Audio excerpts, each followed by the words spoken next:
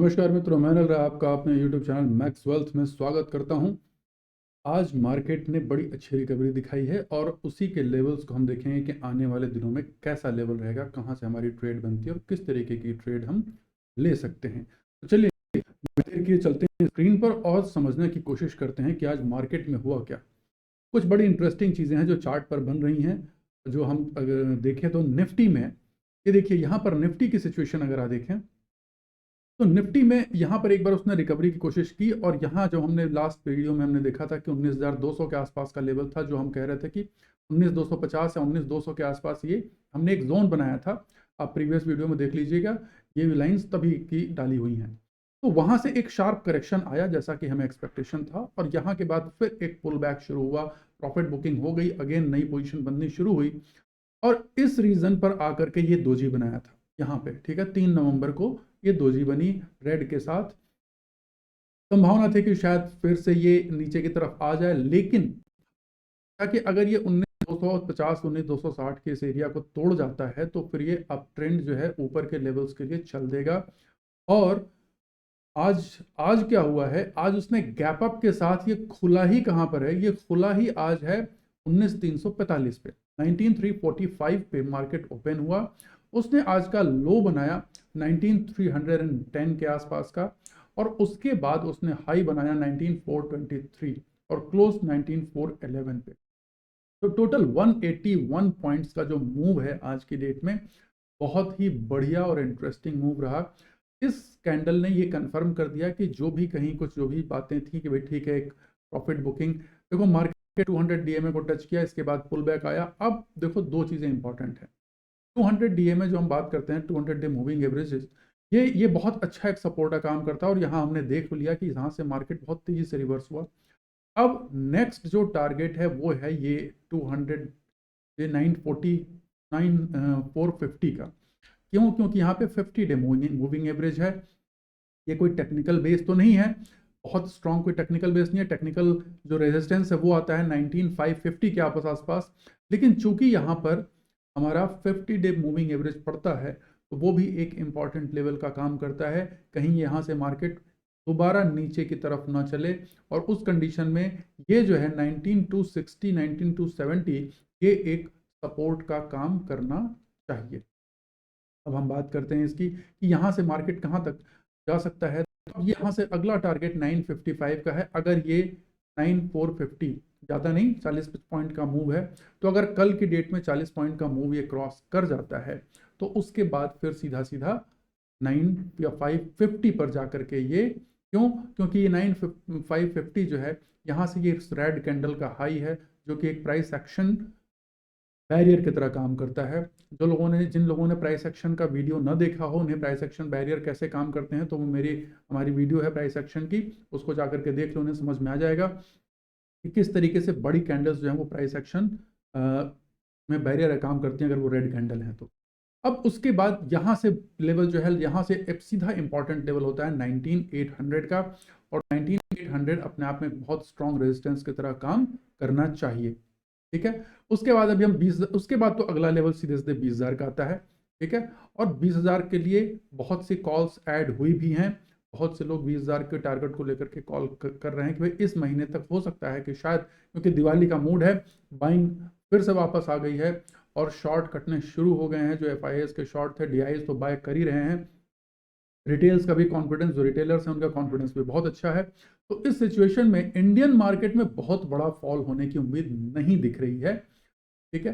तो अब यहाँ पर 19,800 पहले आ जाए तो हम अभी उतना लंबा नहीं सोचेंगे कि भाई सीधे 20,000 के बीच में ये जो लेवल है, एक ट्रेडर की तरह हम इसको समझदारी के साथ काम करते चलेंगे कि एक ट्रेडर क्या क्या देखना चाहता है। एक ट्रेडर के लिए फर्स्ट टारगेट होता है, ये हमारा फर्स्ट टारगेट होगा, ये हमारा सेकेंड टारगेट होगा और ये जो लेवल आएगा ये हमारा थर्ड लेवल होगा 20,000 का। तो इन तीनों पर हमको ध्यान रखना है, ठीक है। यहाँ से हमको इस तरीके से ट्रेड लेना है। अब चलते हैं बैंक निफ्टी की तरफ कि भैया बैंक निफ्टी कहाँ जा रही है और ये हमारे लिए सपोर्ट का काम करेगा। ये भी मैं बता दूं, ये इमीडिएट अगर यहाँ से कोई पुल बैक आता तो ये सपोर्ट करना चाहिए। अगर यहाँ से इसको तोड़ जाता है तो स्ट्रक्चर वीक हो जाएगा, फिर अगेन मार्केट इस 18800 के आसपास या 200 डे मूविंग एवरेज को टच कर सकता है, ये मैं बता दूं, इसलिए आप लोग ध्यान रखें। मार्केट में कुछ भी सर्टेन नहीं है। Only one thing certain about the market and that is uncertainty. ठीक है, उसके बाद चाहे कितने भी भैया लोग क्या भाषण देते हैं, कितने भी ज्ञानी बाबा लोग, क्या पंडित लोग क्या बोलें कि नहीं मार्केट तो यहाँ जाएगा, ग्रहों की दशा ऐसी चल रही है, वैसी चल रही है, किसी बात पर ध्यान नहीं देना है। वो आपको धोखा देंगे, आपको धोखे में नहीं आना है। ठीक है, चलो अब यहां से ये चीज हो गई। अब यहां पर जो लेवल्स हैं वो हमने देख लिए कि ये लेवल एक इंपॉर्टेंट है, बहुत छोटा है, ज़्यादा नहीं, 40 पॉइंट का है, लेकिन ये 40 पॉइंट का क्रॉस करने के बाद अब सीधा हमारा टारगेट यहाँ पर अचीव हो जाएगा। तो इस लेवल को ध्यान में रखते हुए हम निफ्टी में कल के डेट में ट्रेड करेंगे। ठीक, अगेन कल के लिए लेवल्स क्या होंगे, जैसा कि मैं बताता हूं कि आज की कैंडल का हाई और आज का कैंडल का लो अगर इसके बीच में रहता है तो ये हमेशा मैं कहता हूं नो ट्रेड जोन है। इसके नीचे शॉर्ट, लेकिन शॉर्ट की जगह नहीं है क्योंकि यहीं पे सपोर्ट है, तो शॉर्ट की तरफ अभी ना देखें। इसके ऊपर जाता है तो ही लॉन्ग की तरफ जाएं। ठीक, अब ये हो गया। अब आते हैं हम लोग थोड़ा सा बैंक निफ्टी पे। बैंक निफ्टी में एक बड़ी इंटरेस्टिंग चीज दिखाई दे रही है, आप लोग देखें, आपको ध्यान में आ जाएगा मेरे ख्याल से चार्ट देखते ही, क्योंकि शायद ही कभी मतलब बहुत दिनों बाद या मैंने लास्ट इस तरीके से नहीं देखा है कि लगातार 4 डेज बैक टू बैक, देखो बहुत दिनों बाद में ना दोजी कैंडल बनते हुए मार्केट ऊपर जा रहा है। मार्केट ऊपर तो जा रहा है लेकिन दोजी बनाते हुए जा रहा है। तो ये अपने आप में ना ये एक अलग ही गेम चल रहा है। ठीक है, 4 दोजीज, यहाँ पर एक बनी, ठीक है, यहाँ पर एक बनी, यहाँ पर एक बनी, यहाँ पर एक बनी, और ये सारी दो चीज थोड़ी थोड़ी डिफरेंट सी हैं और ये बनता चली जा रही हैं, लेकिन मार्केट ऊपर चलता चला जा रहा है। और मजे की बात यह है कि मार्केट यहाँ से कितना ऊपर आ गया। मार्केट अगर मैं देखूं तो इस लेवल से जो ये पहली दोजी बनी, इस लेवल से मार्केट अभी तक लगभग 1000 पॉइंट ऊपर मूव कर चुका है केवल दोजी में। ठीक है भैया, ये एक अपने आप में बड़ी इंटरेस्टिंग चीज हुई है कि 1000 पॉइंट मतलब लगभग 900 पॉइंट है, 980 पॉइंट के आसपास होगा, लगभग 1000 पॉइंट की मैं बात कर रहा हूँ। ये इसने दोजी के अंदर में क्रॉस कर दिया। ये एक बड़ा ही इंटरेस्टिंग पैटर्न है। अब यहाँ पर थोड़ा सा डाउट है, डाउट ये है कि बैंक निफ्टी में अगर इस तरीके से मूव आ रहा है ना तो 44,000 एक ये इमीडिएट रेजिस्टेंस का काम कर सकता है। ठीक है, पॉसिबिलिटी है कि यहाँ पर जाकर के वो एक बार पुल बैक ले और इस एरिया को अगेन 43,500 के एरिया को टच कर सकता है अगर हो तो। ठीक है, हेल्दी हम तो एक अंदाजा लगाते हैं, एक प्रोबेबिलिस्टिक गेम है तो हम प्रोबेबिलिटी लगाते हैं, जैसा कि प्राइस एक्शन बिहेव करता है उसके बिहेवियर के ऊपर। कोई हार्ड एंड फास्ट रूल नहीं है कि मार्केट इसी तरीके से बिहेव करेगा। क्लियर सी बात दिमाग में बिठा लीजिए, मार्केट चलता है तो चार्ट बनता है, चार्ट के हिसाब से मार्केट नहीं चलता। तो हम एक प्रोबेबिलिटी लेके चलते हैं, लेकिन हमारा जो एक्शन होगा वो क्या होगा, वो प्राइस एक्शन को करके ही। तो अब यहां पर अगर इसने 44 को क्रॉस कर लिया तो बीच में अब 44 के बाद ये 600 पॉइंट का मूव एकदम क्लियर है। 44,600 से पहले कहीं कोई रेजिस्टेंस नहीं है। ये R1 का काम करेगा, ये R2 का काम करेगा, और इसके बाद 42 से यहां से लेकर के और यहां से अगेन 600 पॉइंट का जो मूव है लगभग, ये फिर यहां से मूव करेगा ये R3 कितना पे 45,200। इन लेवल्स को मार्क कर लीजिए, ध्यान में रख लीजिए, ये आपके लिए आने वाले समय में इंपॉर्टेंट लेवल्स हैं। तो ये तो स्विंग के लेवल्स हो गए। अब डेली इंट्राडे के लेवल्स क्या हो जाएंगे, तो इंट्राडे के लेवल्स देखिए, आज की जो हाई है और का लो, आज की हाई कितनी गई 43,648 का हाई है यहाँ पे, और लो कितना गया है, आज का लो है 43,415 का लो। इसके बीच में अगर मार्केट रहता है तो आपको नो ट्रेड जोन ट्रेड नहीं करना है। ठीक है, किसी पंडित जी ने नहीं कहा है जबरदस्ती ट्रेड करिए, आप ध्यान रखें, अपना कैपिटल बचा करके रखें। इसके ऊपर जाता है तो आप लॉन्ग करें इसका टारगेट लेकर के, इसको क्रॉस करता है तब इसका टारगेट लेकर के लॉन्ग करें, और इसके ऊपर जाता है तो इसका टारगेट लेकर के लॉन्ग करें। और अगर कहीं इसके नीचे आता है तो आपको क्या करना है, शॉर्ट नहीं करना है। ये बात आप देख लीजिए, 43,415 के नीचे आपको शॉर्ट नहीं करना है, क्योंकि भैया ठीक 150-200 पॉइंट नीचे ही यहाँ पर फिर 200 डे मूविंग एवरेज का सपोर्ट है, और यहाँ पर ये एक स्ट्रॉन्ग सपोर्ट है, 200 पॉइंट का मूव बैंक निफ्टी में। अगर आप ऑप्शन के थ्रू, जो लोग फ्यूचर के थ्रू करना चाहें 100-150 पॉइंट को, तो स्कैल्पिंग कर सकते हो, उसमें तो कोई दिक्कत नहीं है, लेकिन आपको डायरेक्शनल मूव नहीं मिलेगा कोई बहुत बड़ा, और अननेसेसरी का आपको एसएल हिट होने का और या लॉस होने के चांसेस रहेंगे, तो आप इसको अवॉइड करें। मार्केट बहुत एब्रप्ट बिहेव करता है, तो इस बात को ध्यान रखें। और अभी तो आजकल वैसे ही क्या हो रहा है कि रोज रोज कोई ना कोई एक्सपायरी हो रही है, तो किसी न किसी एक्सपायरी का जो इम्पैक्ट है वो इंडेक्स पे आता ही आता है, और कहीं ना कहीं इसके मूवमेंट को अफेक्ट करता है। तो आप इस वोलेटिलिटी के लिए तैयार रहें। हालांकि वोलेटिलिटी उस मामले में ज़्यादा नहीं है जो विक्स के मामले में है। अब थोड़ा सा विक्स को देख लेते हैं, तो ये एनालिसिस अपनी पूरी हो जाएगी। अब इंडिया विक्स, इंडिया विक्स में एक खास बात क्या चल रहा है, आप ध्यान से देखें, आपको समझ में आएगा। इंडिया विक्स में क्या है कि ये अभी भी 200 डे मूविंग एवरेज और 50 डे मूविंग एवरेज दोनों के नीचे चल रहा है। हालांकि 200 डे मूविंग एवरेज के नीचे होने से मार्केट में भारी गिरावट की संभावना नहीं होती है। अगर विक्स 200 डे मूविंग एवरेज के नीचे चल रहा है तो बहुत भारी गिरावट की संभावना नहीं होगी, पुल बैक हो सकते हैं थोड़े बहुत, और वहां से वो थोड़े बहुत करेक्शन, थोड़ा बहुत, ज़्यादा नहीं, थोड़ा बहुत पुल बैक या स्मॉल करेक्शन होगा और फिर मार्केट रिबाउंड कर जाएगा। खतरा कब होता है, देखिए जब जब ये 200 के ऊपर चढ़ता है ना, यहाँ पर इस जगह ये जब जाने लगता है यहाँ पे, तो आप सतर्क हो जाइए, क्योंकि जब भी ये ऊपर करके, तो ये रिस्की एरिया है कि अब यहाँ से मार्केट में भारी गिरावट हो सकती है। तो इसको भी, ये भी एक आपको ट्रेडिंग आइडिया है कि विक्स को देख करके अपनी ट्रेडिंग पोजीशन को लाइट रखें, या उसको कैश में कर लें, या फिर नई पोजीशन ना बनाएं, या फिर पोजीशन को बनाते रहें। ये स्किल है, एक्सपीरियंस के साथ आती है, कहीं किताबों में कहीं शायद लिखा हो, कहीं ना लिखा हो, आई डोंट नो, लेकिन ये एक्सपीरियंस की बातें हैं जो मैं आपके साथ आज शेयर कर रहा हूँ।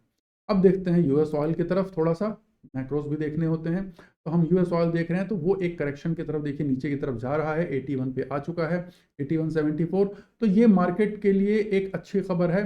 जब भी 90 के नीचे, 80 के आसपास रहता है, तो ये कोई बहुत ख़राब खबर नहीं है, अच्छी चीज़ है। थोड़े से हमारी इनपुट कॉस्ट कूल हो जाएगी, तो उससे मार्केट को सपोर्ट मिलेगा।